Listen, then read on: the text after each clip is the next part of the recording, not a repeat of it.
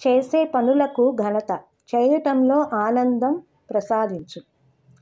భగవంతుడు సచ్చిదానంద స్వరూపుడు. తన దివ్యశక్తితో ఎప్పటికప్పుడు మన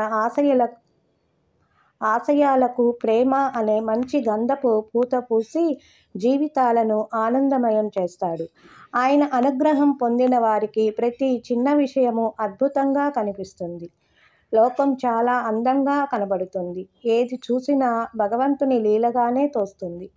ప్రతి కదలికలో, మాటలో గొప్ప ఉత్తేజము నిండుతుంది. ఆ స్థితిలో చేసే పనిలోని ఎక్కువ తక్కువలపై కాక దాని ఉద్దేశం మీద, ప్రయోజనం మీద దృష్టి ఉంటుంది.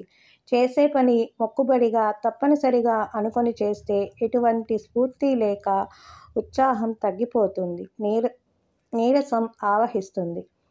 వంట చేయటము, బట్టలు ఉతకటము, పసిపిల్లలకు సక్రమంగా పెంచి పెద్ద చేయటము, వీధులు శుభ్ర చేయటము, ఇలా ఏ చిన్న పనైనా కావచ్చు. చేసే పని ఏదైనా మనం దానిలో గొప్పతనాన్ని చూడనవసరం లేదు.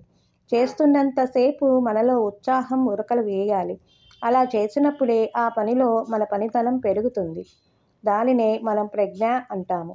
దానికోసం మనకి జవసత్వాలిచ్చే, కార్యాచరణానికి ప్రేరేపించే, భావోద్వేగాలకు క్రియారూపంలోకి తెచ్చే లక్షణం ఒకటి మనలో ఉండాలి.